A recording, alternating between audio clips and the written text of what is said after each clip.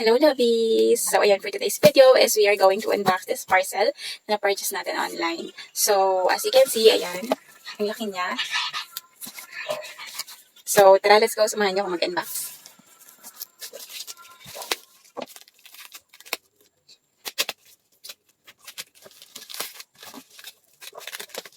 Ayan. So, actually, matutulog na dapat kami, but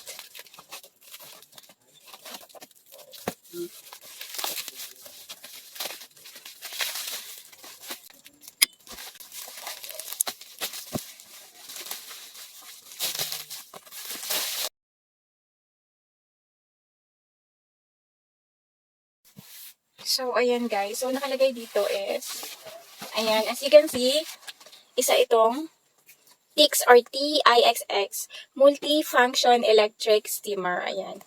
So, magagamit natin ito sa ating business, lalo-lalo na sa ating siomai, and since mahilig ako gumawa ng puto, so magagamit natin to. So, nakalagay dito is, yung product name is Multipurpose Function Electric Steamer. Yung model nito is HX26A.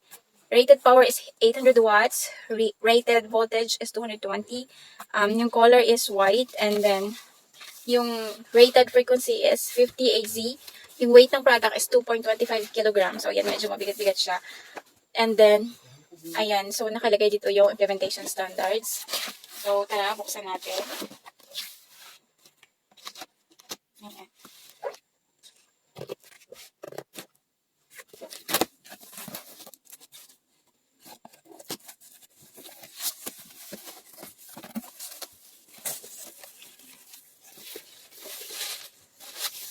So, ayan siya guys. Ang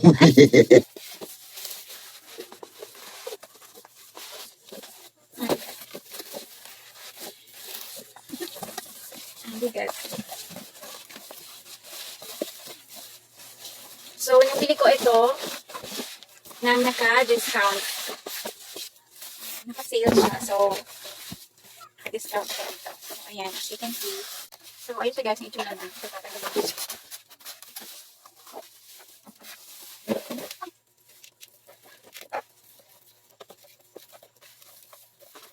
So, ang nakalagay dito is instructions de uso. Ayan. So, paper, ano tawag doon? Spanish. So, nakalagay dito yung parts ng steamer. Ayan. Nandito yung parts ng steamer. Nakalagay dito yung operation panel, the secret principle diagram, then usage, and then yung safety warnings. Ayan. And then, pati yung cleaning and maintenance and environmental protection list.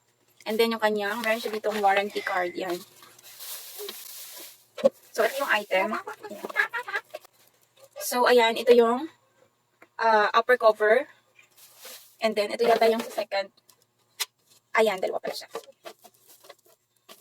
So, ito ay, anong tawag dito?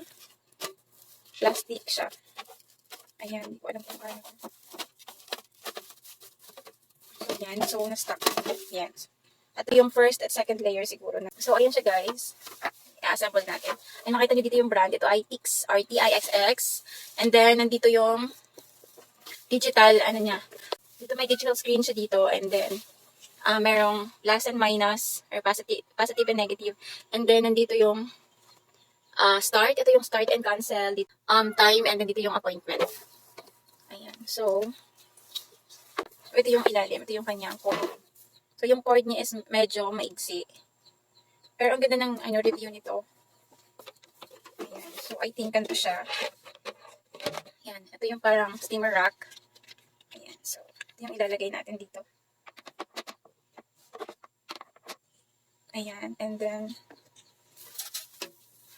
ito. So, sa ano niya, sa box, wala siyang picture. So, dito lang meron. So, ayan. So, this one is the operational panel niya. This one. Then, ito yung plate that receives water. Ito yung plate that receives water. Ito sa ilalim. Ayan. Ito yung compartment. Ayan. So, ito yung pangalawang plate.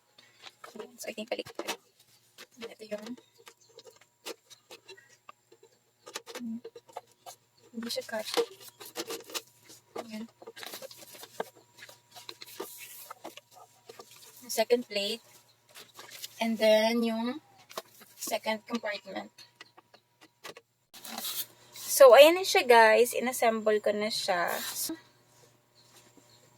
Plate that receives water. So, ito yun. And then, this one is the steamer compartment. So, this is the first layer, second layer, and third layer. Ayan, 3 layer siya. And then, nakalagay dito sa box is, ang carton size ito is 350 by 312 by 260 mm. Ayan. So, ayan siya. Ang ganda. Ayan. O, diba? Ang cute niya. Malaki-laki na din siya kung tignan nyo. Ayan. This is very convenient gamitin, lalo na sa mga